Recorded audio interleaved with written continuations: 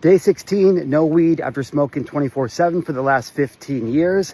And I just got to say this, fam, like the reason that people don't get sober and the reason that people don't come to Christ, and this is just my opinion, but it's because the people who are sober or the people who know Jesus refuse to stand up and boldly share their testimony. Like, you think that this is by accident. Your test is your testimony. I've been preaching on stages for over a decade that your mess is your message. You have to understand that there is a version of you from a year ago, 2 years ago, 5 years ago, 10 years ago that is crying out for help. They are searching for answers, and there is nobody in their life to give them context that there's a different way. There's nobody else to show them a template that there's another way.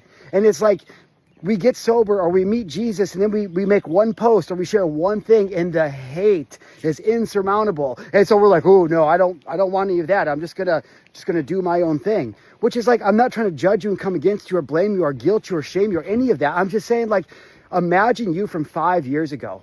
If they could have a conversation with you right now today, even if you're not perfect and don't have it all figured out and haven't like reached all the goals, like that's okay.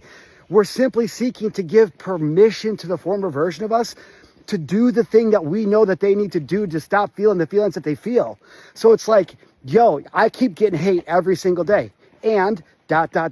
that's okay, because Jesus tells us in the gospel that if we want to follow him, we must pick up our cross daily and follow him. But the overwhelming amount of support that I have gotten on this channel, and it's not, none of it is me, it's all Christ working in me and through me, but the amount of people who have been brought to Christ, brought to sobriety, gotten out of abusive, toxic relationships because of this channel and me standing up and sharing the testimony that he's given me, sharing my pain as my purpose, my mess is my message. It's given my life so much meaning. In a world where nothing matters, where no matter what I've done, it's just been this empty void. I have found purpose in the gospel, in the proclamation of Christ, and sharing my journey of sobriety. Like, I'm not a perfect person. I mess up every day. I fall short of the grace of God every single day. And yet still, I've been called to show up and preach this message of sobriety and salvation. And so if you're watching this, like, the thing that makes it easy for me to keep going is these videos.